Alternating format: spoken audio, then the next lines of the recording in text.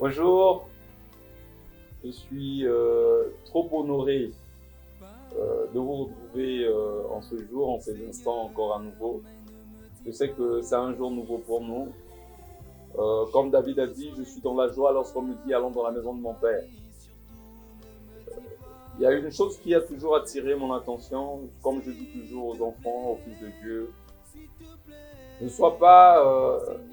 Ne pars pas dans la maison de Dieu parce que tu es dans tes humeurs de bonheur. Non.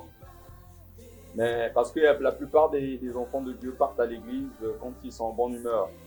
Si quelqu'un gâche son humeur, il dit « Vous avez gâché mon humeur, je ne pars plus prier. » Alors que ce que le diable veut, c'est que tu aies ton humeur gâchée pour que tu ne sois pas dans la présence du Seigneur.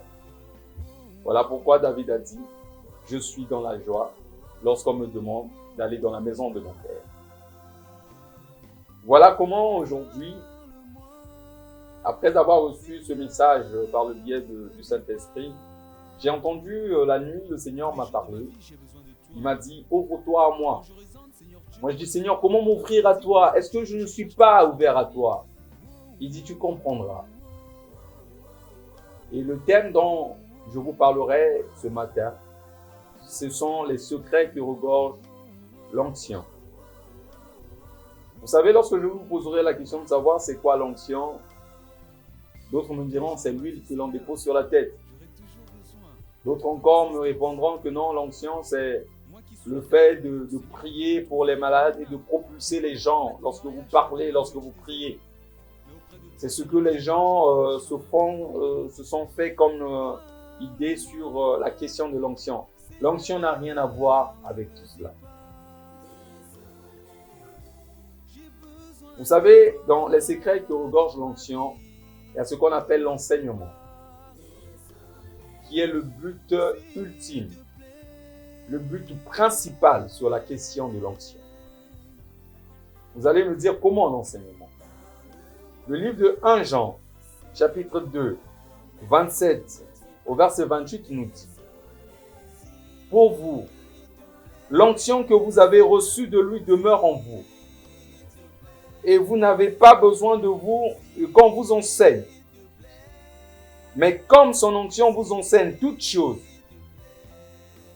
et qu'elle est véritable et qu'elle n'est point un mensonge, demeurez en lui selon les enseignements qu'elle vous a donnés. Et maintenant, petits enfants, demeurez en lui afin que lorsqu'il paraîtra, nous ayons de l'assurance et qu'à son avènement, nous ne soyons pas confus et éloignés de lui. »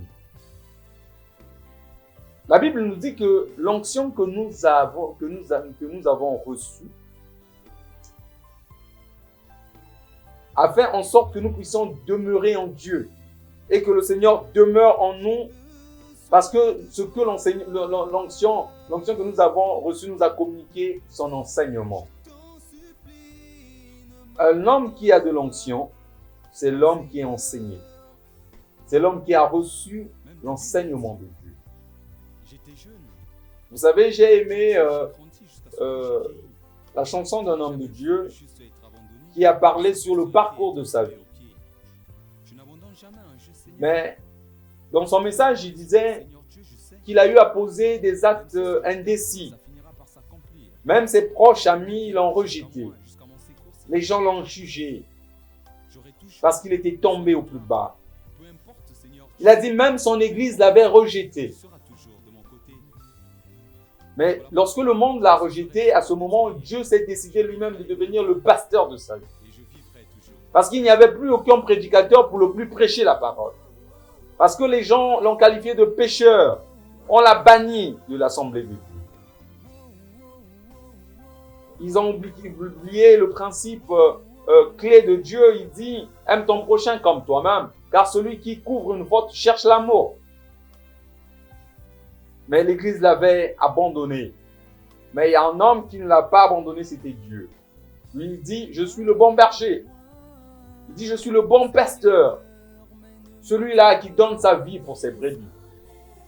Et le meilleur pasteur est venu pour déposer l'onction sur cet homme dont le monde avait rejeté et de sorte que son onction lui enseigne des choses qu'il était supposé connaître. La présence de l'onction en toi déposera ce qu'on appelle la sémence de la parole de Dieu. Parce que la Bible dit, mais son onction vous a enseigné des choses, de sorte que le jour de l'avènement, que nous ne soyons pas confus et que nous ne soyons pas éloignés de Dieu. Mais c'est grâce à l'enseignement que nous portons sur nous la graine de la parole du Seigneur, ce qui définit de notre position devant le Seigneur. Tu t'es déjà posé la question de savoir ce que tu représentes réellement devant Dieu. Ce n'est pas parce que tu parles en langue que Dieu te connaît, il prend plaisir à tes actes. Non. Ce n'est pas parce que nous prêchons la parole que Dieu nous regarde. Parce que la Bible dit que vous serez sévèrement punis, vous qui prêchez la parole. Parce qu'un homme de Dieu doit refléter l'image de ce qui sort de sa bouche. Il n'est pas mieux avisé de dire aux autres, ne faites pas ce que je fais, mais faites ce que je vous demande de faire. C'était comme si les prédicateurs n'avaient pas besoin du salut. Ce qui se cache derrière les grands secrets de l'onction, il y a ce qu'on appelle la parole de Dieu, l'enseignement. L'onction t'apprend à mieux te tenir, à mieux servir le Seigneur, à répondre aux attentes de Dieu. Vous savez, les hommes qui sont remplis d'onction ne sont pas ceux-là qui prêchent la parole parce que quelqu'un lui a soufflé un message sur autrui. Non. Ne soyons pas des prédicateurs qui reçoivent des enseignements venant des autres au lieu de recevoir des enseignements relevant de la puissance de l'Esprit Saint. Parce que la Bible dit que c'est poussé par l'Esprit que les hommes ont parlé de Dieu. L'enseignement ne ressort que de l'œuvre de l'onction. Et ce que le secret que regorge l'onction, en deuxième lieu, il y a ce qu'on appelle la couronne. La Bible dit, dans le livre de Lévitique, chapitre 21, le verset 12, « Il ne sortira point du sanctuaire et ne profanera point le sanctuaire de son Dieu, car l'huile d'onction de son Dieu est une couronne sur lui. Je suis l'Éternel. » Tu sais, regarde, Dieu croit en ton changement. Dieu est le seul être au monde qui croit que tu as la capacité de vaincre les défauts de ta vie. Dieu dit de toi que tu ne profaneras pas le temple de Dieu, qui est ta vie, qui est ton corps. Parce que l'huile d'onction que tu as reçue sur toi représente la couronne. Vous savez, c'est lorsque tu es confiant que tu as été couronné par Dieu. Mets-toi dans la peau d'un roi.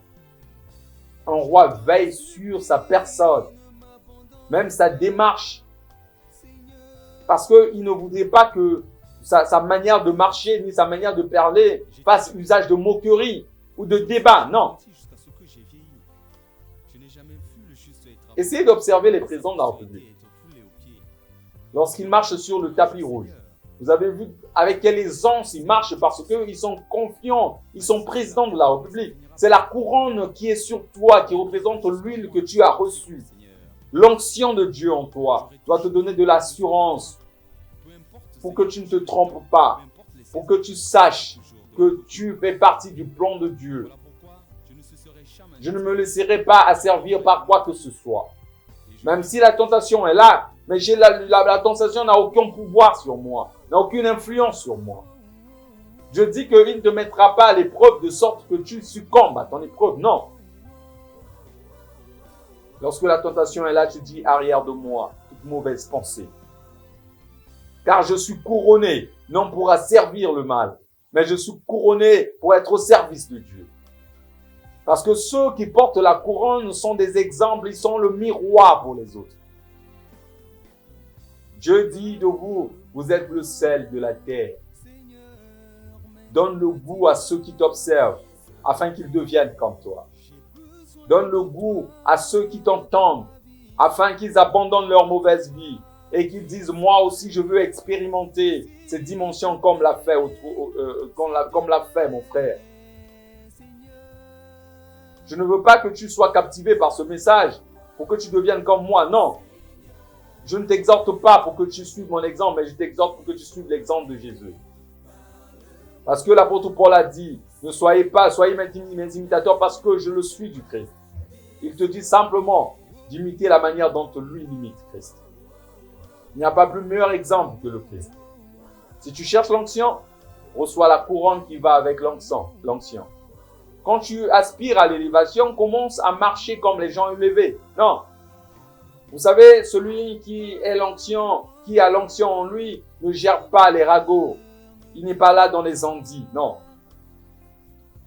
La Bible dit, il est heureux, mon serviteur, parce qu'il est aveugle. Il ne marche que sur le sentier dont le Seigneur l'a mis.